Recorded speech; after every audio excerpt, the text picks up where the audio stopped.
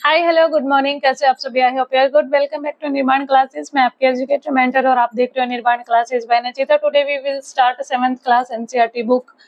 Science की book है हमारी, chapter number 5 changes around us physicals and the chemicals. इससे पहले वाला जो चैप्टर था मेटल्स एंड नॉन मेटल्स वहाँ कंप्लीट हो गया है।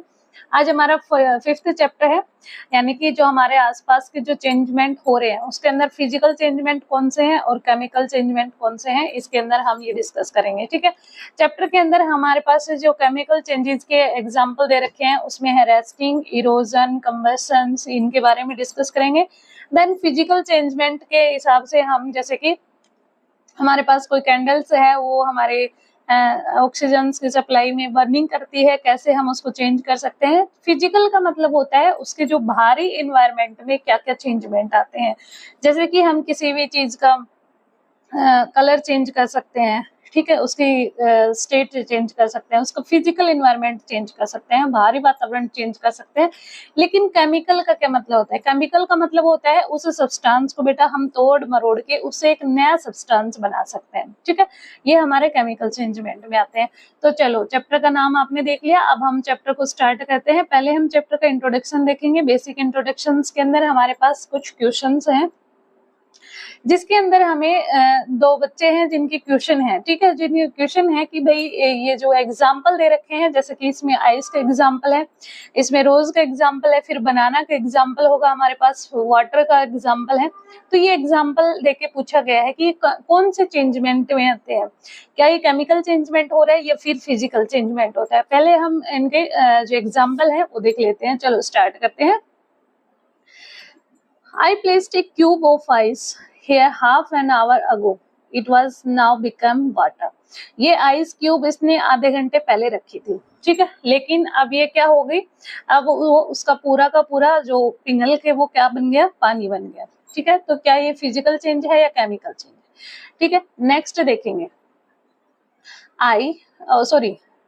A bird that I saw yesterday on this rose plant has become a flower today. कि इसने क्या देखा, कि मैंने देखा कि एक जो बर्ड है, ये प्लांट है, सॉरी ये रोज का प्लांट है, इसका जो ये बर्ड है इसके अंदर एक छोटा सा प्लांट है, रोज का फ्लावर है, वो आज पूरा का पूरा फूल बन गया। जैसे कि यहाँ पे एक स्टेम निकलेगी, शाखा निकलेगी, ठीक है, ब्रांच निकलेगी स्टेम से।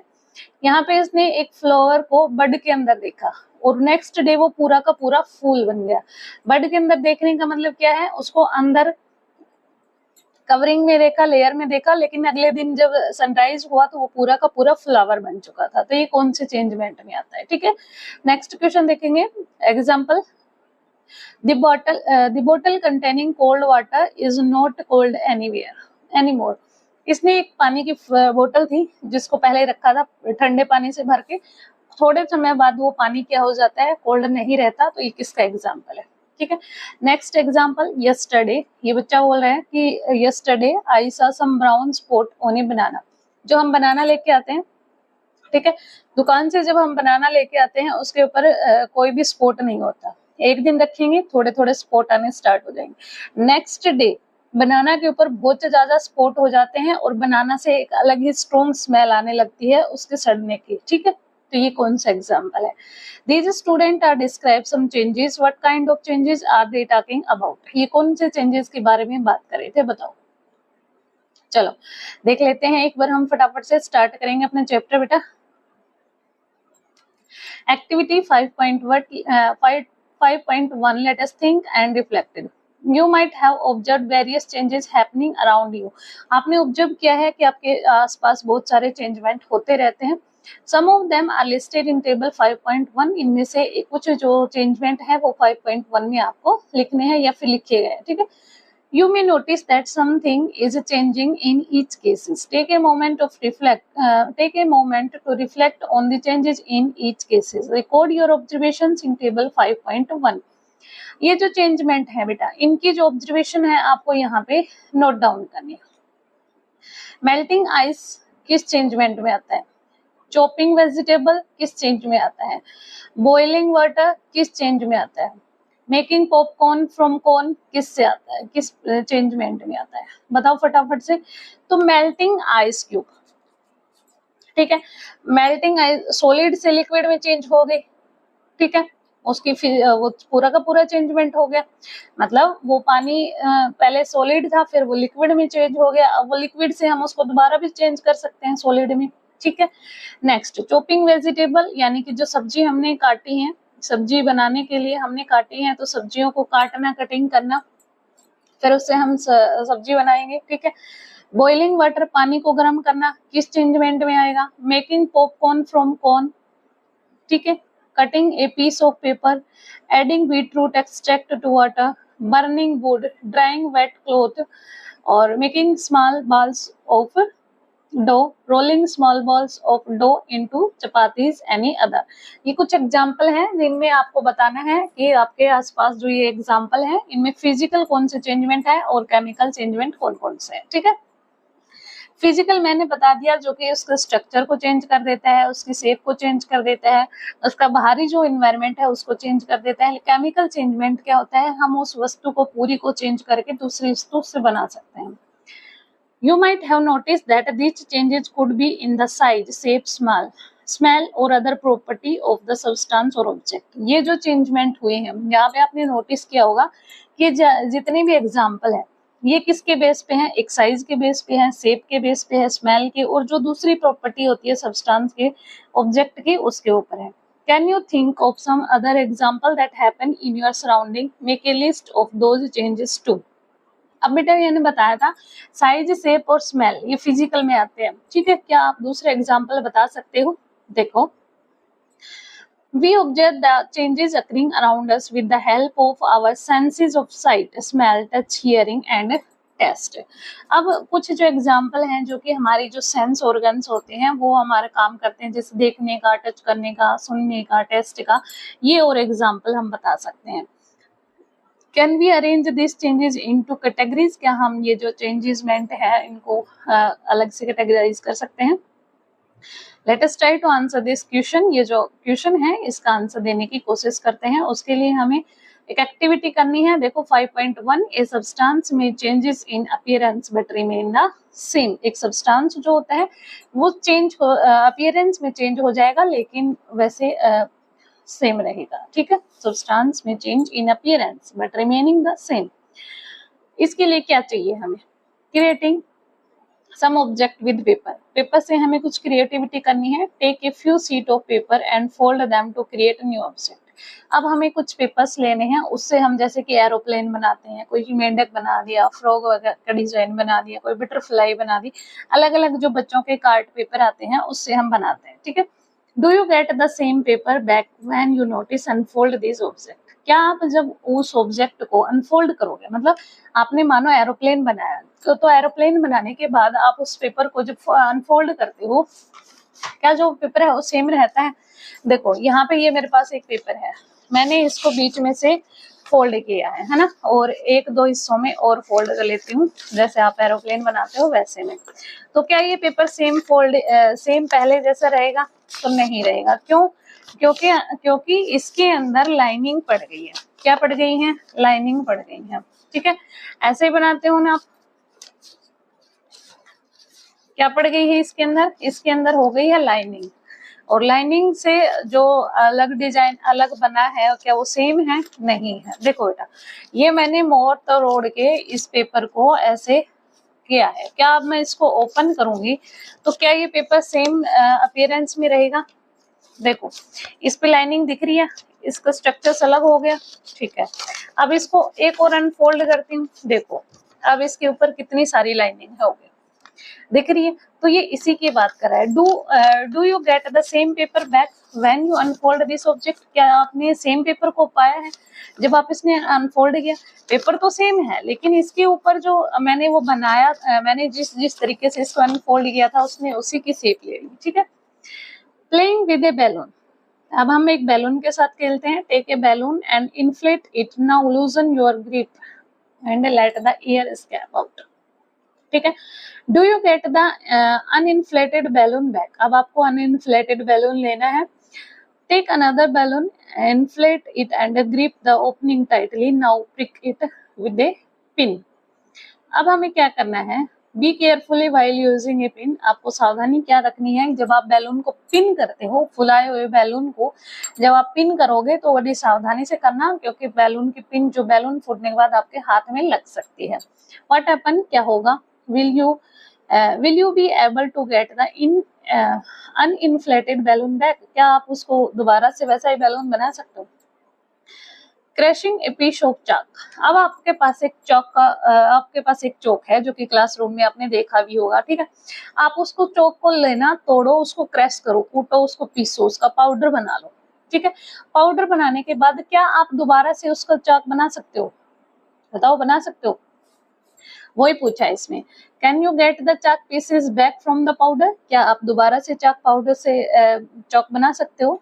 Is there any similarity in the changes listed A and B C, आपको कोई भी सिमिलरिटी इनमें दिखाई देती है तो आपको लिखनी है। During all these changes material such as the paper, the rubber sheet of the balloon and the chalk remain the same, तो देयर अपीयरेंस शेप और साइज may have changed, उनकी अपीयरेंस सेम दिखाई देगी लेकिन उनका जो शेप और size है वो चेंज हो जाएगा। You may also recall from grade 6 science textbook curiosity that water can exist in different state, solid, liquid and gases, and can changes from one state to another state। आपको recall होगा कि state of water हमने जो पढ़ा था, तो state of water 6th class की NCERT curiosity में जो कि मैंने पढ़ा दिया है, उसमें आपको पानी की 3 अवस्थाएं मिलती हैं, सॉलिड, लिक्विड और गैस, ठीक है।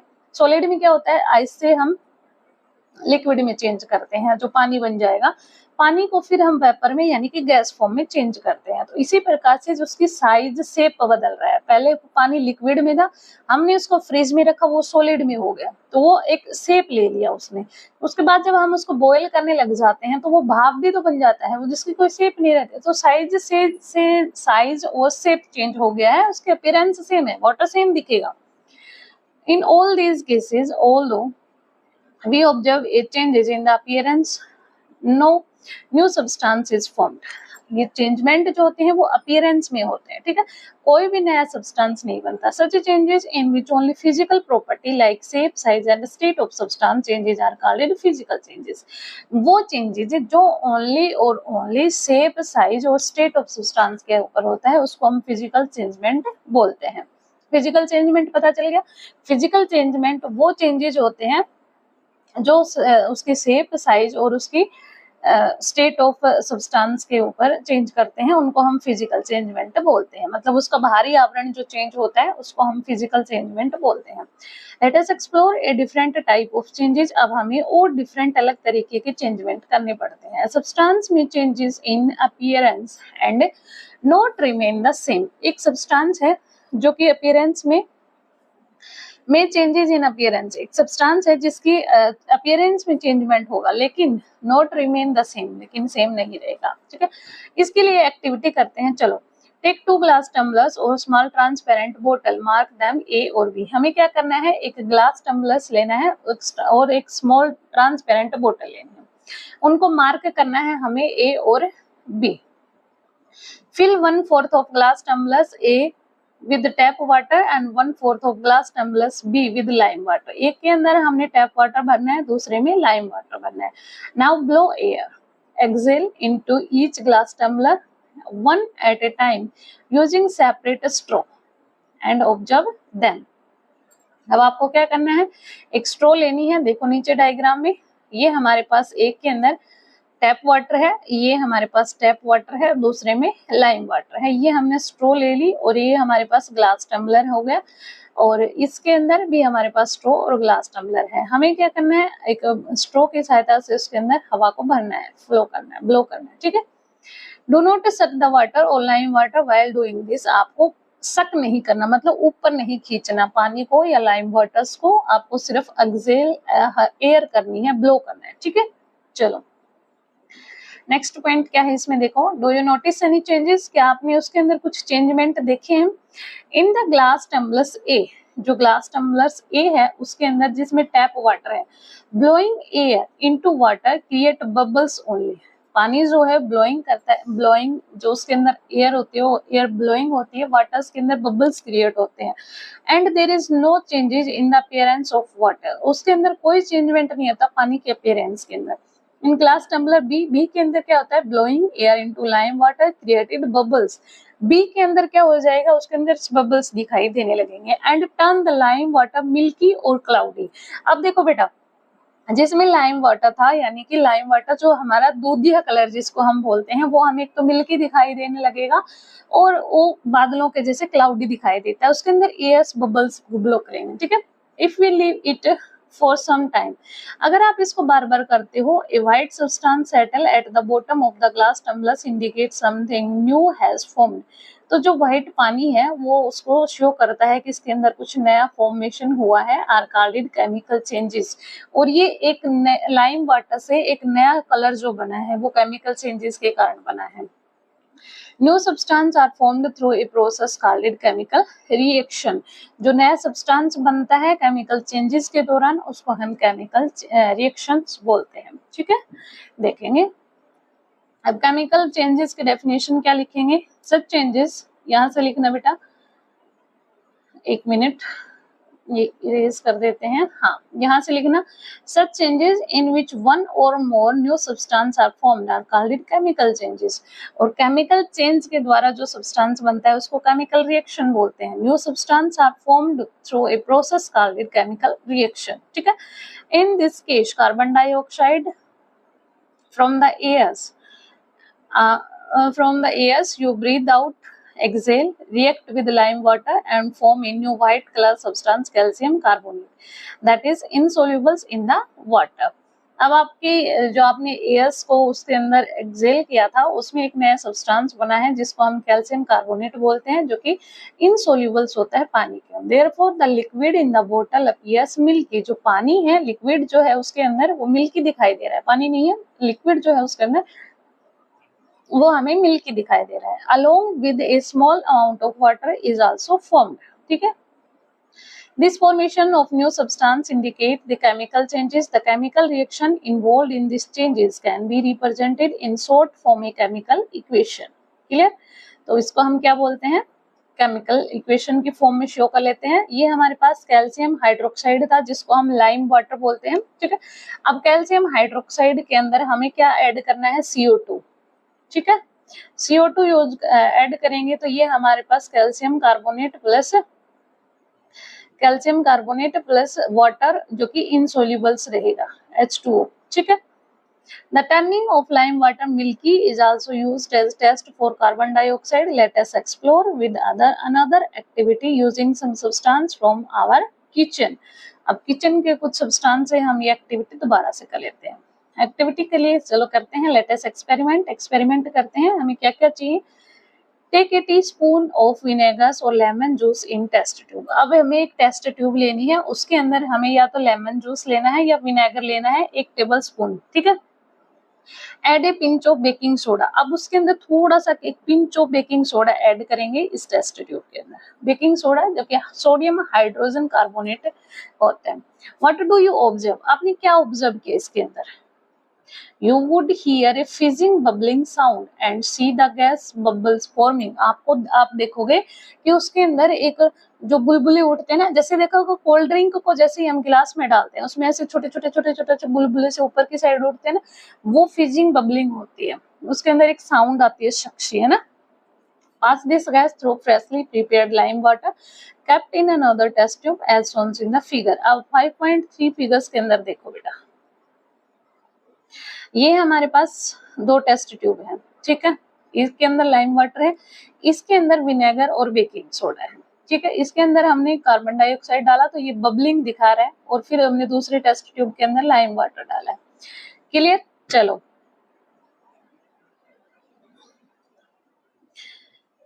व्हाट डू यू ऑब्जर्व, आपने क्या ऑब्जर्व किया, the lime water turn milky. जो लाइम वाटर था वो तो मिल्की कलर का ही रहेगा।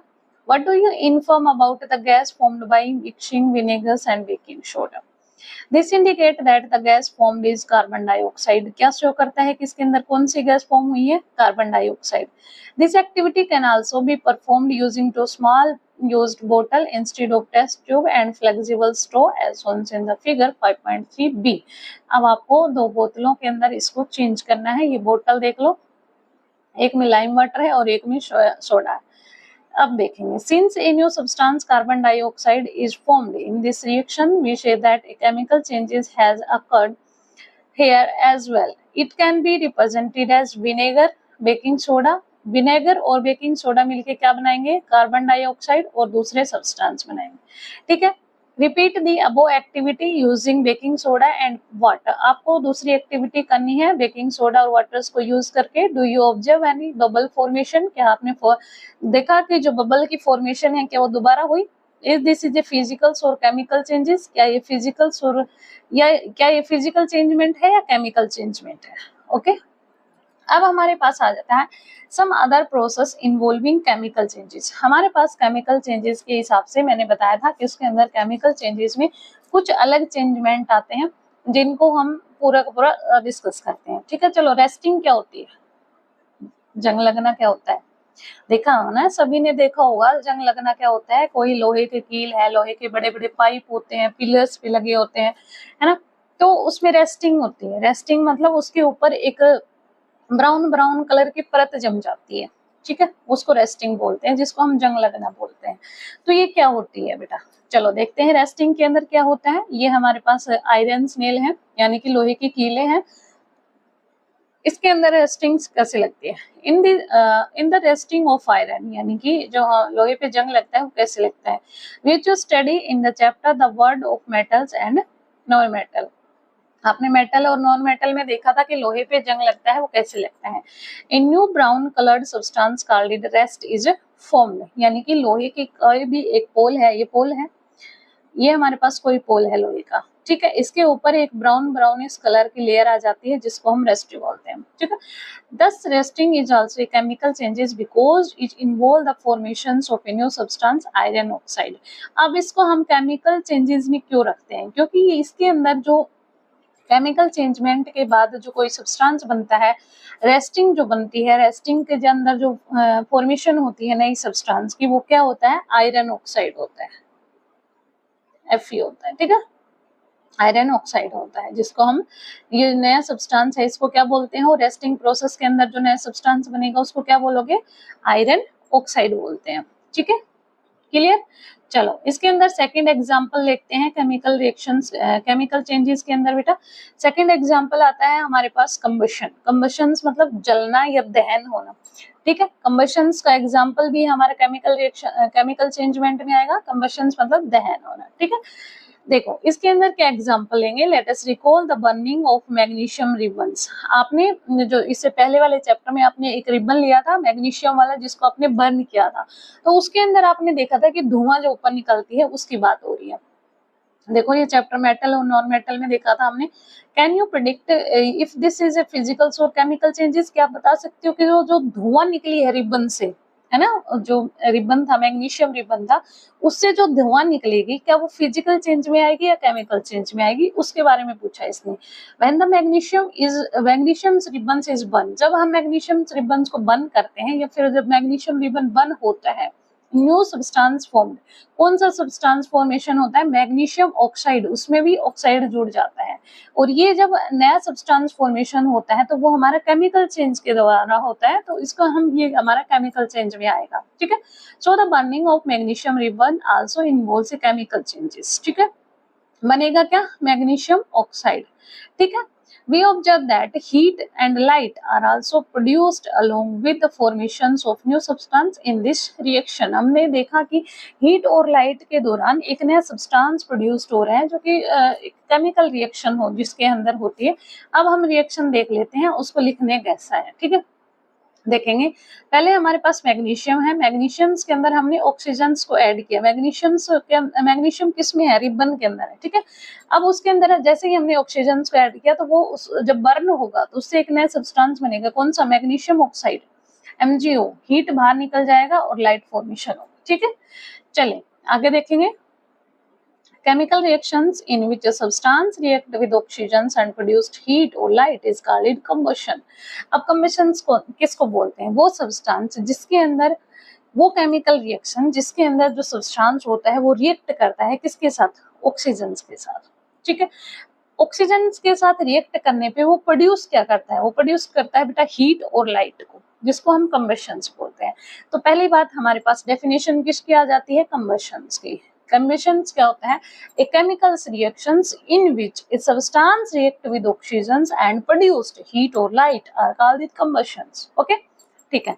अब हमारे पास कंबस्टिबल्स की डेफिनेशन आती है। कंबस्टिबल्स क्या होते हैं? वो सब्सटेंस जो कि कंबशन रिएक्शंस के दौरान मतलब अंडरगो मतलब उसके अंदर जाते हैं, तो उसको हम क्या बोलते हैं? कंबस्टिबल्स होते हैं, ठीक है। कंबस्टिबल सब्सटेंस बोलते हैं, मतलब जो सब्सटेंस कंबशन रिएक्शंस के अंदर हम यूज करते हैं, जैसे कि हमारे पास वुड हो गई, कॉटन हो गई, पेपर है, कैरोसिन है, ये सारे के सारे सब्सटेंस जो हम जला सकते हैं, उन सब्सटेंस को हम कंबस्टिबल सब्सटेंस बोलते हैं। जिस सब्सटेंस का हम बर्निंग के लिए, कंबशन के लिए यूज करते हैं, जलाने के लिए यूज करते हैं, उसको हम कंबस्टिबल सब्सटेंस बोलते हैं। क्लियर यहाँ तक सभी को? चलो नेक्स्ट पॉइंट देखते हैं। Let us find out whether the presence of oxygen is essential for combustion. क्या ऑक्सीजन कंबशन के लिए जरूरी है? तो बिल्कुल जरूरी होती है। इसके अंदर एग्जांपल दे दिया कि हमारे पास एक मोमबत्ती है, ठीक है, मोमबत्ती है। मोमबत्ती को हमने जला रखा है, ठीक है।